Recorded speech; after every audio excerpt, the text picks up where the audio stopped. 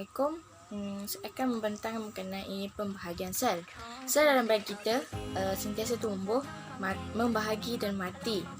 Oleh itu, sel yang mati akan diganti dengan sel baru. Sel badan menghasilkan sel yang baru melalui proses pembahagian sel. Proses pembahagian sel terdapat dua peringkat, melibatkan dua peringkat iaitu karyokinesis dan sitokinesis. Karyokinesis ini melibatkan pembahagian nukleus, manakala sitokinesis ini pula melibatkan pembahagian sitoplazma.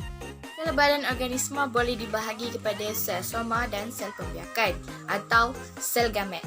Baiklah, sel organisma iaitu sel soma. Sel soma ialah sel badan selain daripada sel gamet. Dalam sel soma ini terhasil melalui proses mitosis. Dalam sel soma ini mengandungi bilangan kromosom diploid, iaitu setiap sel mengandungi 2 set kromosom atau 2N. Dalam sel soma manusia, 2N bersamaan dengan 46. Seterusnya ialah sel gamet. Baiklah, sel gamet ialah sel pembiakan. Sel gamet terhasil melalui proses meiosis. Dalam sel gamet ini mengandungi bilangan kromosom haploid, iaitu setiap sel mengandungi hanya satu set kromosom atau N. Dalam sel gamet manusia, N bersamaan dengan 23.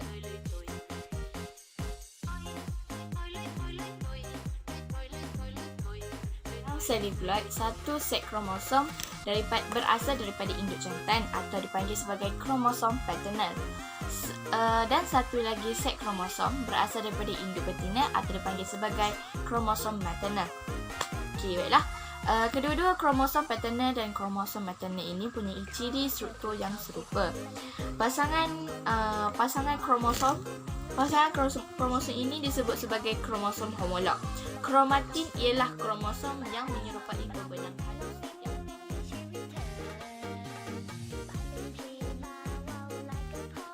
Baiklah, seterusnya saya akan membentangkan mengenai kitasel dan mitosis. Okey, apakah itu kitasel? Kitasel ini merujuk kepada turutan kejadian yang melibatkan penggandaan DNA serta pembahagian sel untuk menghasilkan 2 sel anak. Kitasel terdiri daripada interfasa dan fasa M. Interfasa merupakan fasa yang paling panjang dalam kitasel. Fasa ini terdiri daripada fasa G1, fasa S dan fasa G2. Baiklah, dalam raja sebelah akan menunjukkan kitasel.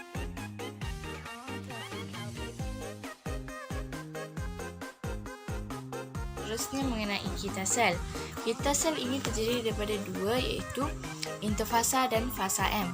Baiklah, interfasa ni seperti kita tahu merupakan fasa yang paling panjang ketika dalam proses kitasel ini. Dalam interfasa ni terdapatnya fasa G1, fasa S dan fasa G2. Okey, di sini saya akan menerangkan mengenai kitasel ini. Kitasel. Okey, pertama sekali, dalam kitasel akan berlakunya fasa G1. Dalam fasa G1 ini, sel membesar. Komponen sel seperti mitokondria dan jalinan endoplasma akan dihasilkan dalam fasa ini. Okey, protein untuk kegunaan kitasel juga disintesis ketika fasa G1 ni. Okey, pada peringkat ini juga nukleus kelihatan besar dan kromosom adalah dalam bentuk kromatin. Kromosom pada fasa G1 ini dipanggil sebagai kromatin. Okey, fasa seterusnya ialah fasa S. Okey, fasa S ni dalam fasa S sintesis DNA berlaku.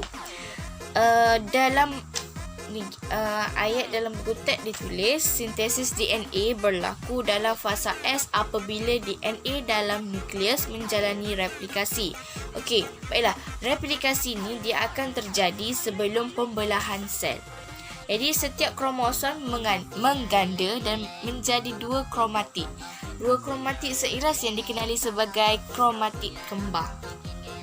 Okey, kedua-dua kromatik ini mengandungi salinan molekul DNA yang sama. Kedua-dua kromatik ini berpaut pada sentromer. Okey. Yang seterusnya iaitu fasa G2. Okey, dalam fasa G2 ini, sel terus membesar dan kekal aktif secara metabolik. Sel itu kekal aktif secara metabolik dalam fasa G2 ini. Okey, jadinya sel mengumpul tenaga dan membuat persiapan terakhir untuk memasuki peringkat yang seterusnya, peringkat pembahagian sel yang seterusnya. Jadi selepas peringkat interfasa, selepas semua peringkat interfasa ini, yang pertama sekali iaitu fasa G1, kemudian fasa S dan kemudian fasa G2. Setelah habis semua fasa interfasa, dia akan beralih memasuki kepada fasa M. Jadi dalam fasa M, dia melibatkan dua, iaitu mitosis dan sitokinesis. Jadi mitosis ini melibatkan 4 perkara, iaitu profasa, metafasa, anafasa dan telofasa. Okey, ini merupakan replikasi DNA yang terjadi, disebut replikasi semi-konservatif dan ini nota ringkas daripada internet. Sekian sahaja daripada kumpulan kami. Jika ada sebarang pertanyaan, bolehlah tuju kepada saya ataupun rakan-rakan kumpulan saya yang lain.